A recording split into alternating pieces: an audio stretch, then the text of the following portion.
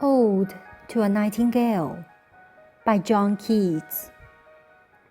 My heart aches, and a drowsy numbness pains my sense, as though of hemlock I had drunk, or emptied some dull opiate to the drains. 1 minute passed, and Lethe-wards had sunk. 'Tis not through envy of thy happy lot, but being too happy in thy happiness, that thou, light-winged Dryad of the trees, in some melodious plot of beechen green and shadows numberless, singest of summer in full-throated ease. Oh, for a draught of vintage, that hath been cooled a long age in the deep-delved earth, tasting of Flora and the country green, dance, and Provençal sun, and sunburnt mirth.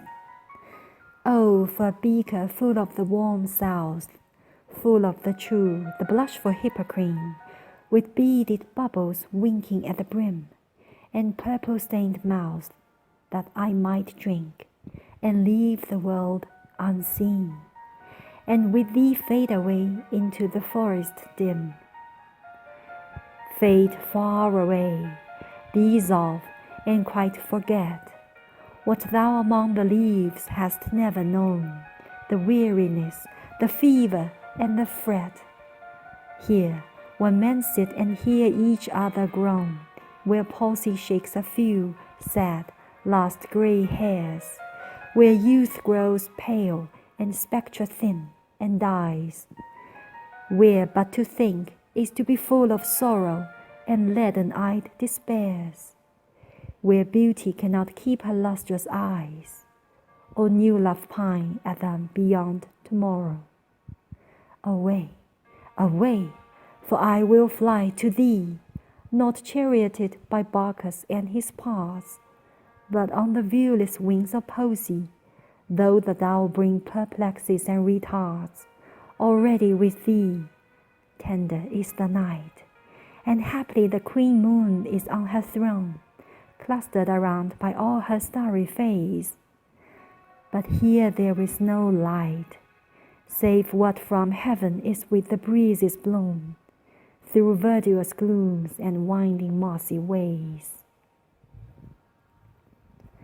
I cannot see what flowers are at my feet, nor what soft incense hangs upon the boughs, but in embalmed darkness guess each sweet, wherewith the seasonable month endows the grass, the thicket, and the fruit tree wild, white hawthorn, and the pastoral eglantine, fast fading violets covered up in leaves, and mid-May's eldest child, the coming musk rose, full of dewy wine, the murmurous haunt of flies on summer eves.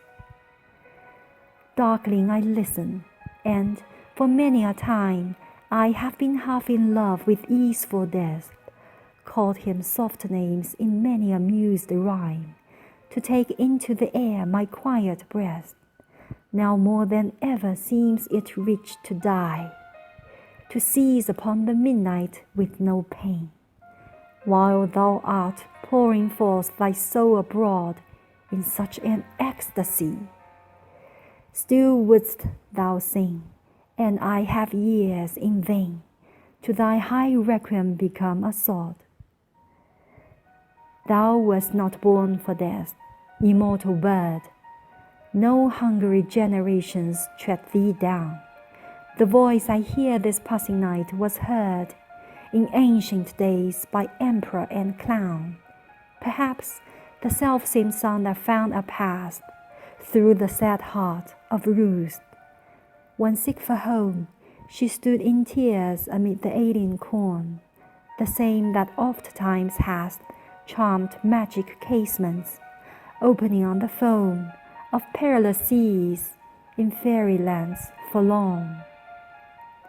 Forlorn, the very word is like a bell to toll me back from thee to my soul's self.